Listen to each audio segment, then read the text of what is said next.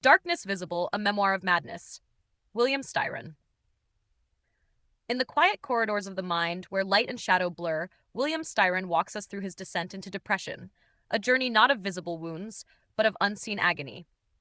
The author of Sophie's Choice and the Confessions of Nat Turner, Styron had known fame and brilliance. Yet, at the height of his literary power, darkness began to close in, a slow and silent collapse from within. It began, he recalls, not as sadness, but as a strange sense of disconnection. The world dulled, colors faded, music lost its meaning. The smallest tasks became impossible. He felt imprisoned by his own mind, his emotions flattened to a gray monotone. Nights stretched endlessly, haunted by dread without shape.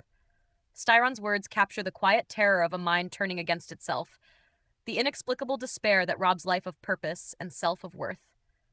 He traces his unraveling to a trip to Paris in 1985, where he was to receive a prestigious literary award. Amid the applause and ceremony, he felt only emptiness, a void that no honor could fill. Soon after, he found himself unable to read, write, or think clearly.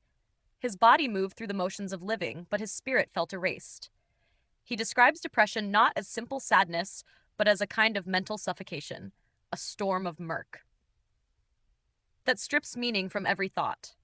As his condition worsened, Styron confronted suicidal thoughts, an urge both alien and seductive.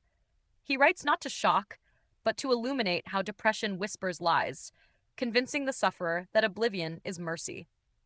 Yet at his lowest point, a faint instinct for survival stirred within him. The sight of his family, the faint echo of beauty in a memory, reminded him that the darkness, though vast, was not absolute. Admitted to a hospital, he found what the outside world rarely offers: quiet, patience, and care. Slowly, through rest, therapy, and time, he began to rise again, fragile but alive. From that climb emerged his conviction that depression is a physical illness of the soul, not a failure of will. Compassion, understanding, and honest speech are its antidotes. In Darkness Visible, Styron transforms private torment into public truth. His memoir stands as both confession and beacon, a voice from within the abyss saying, "I have been there, and I survived."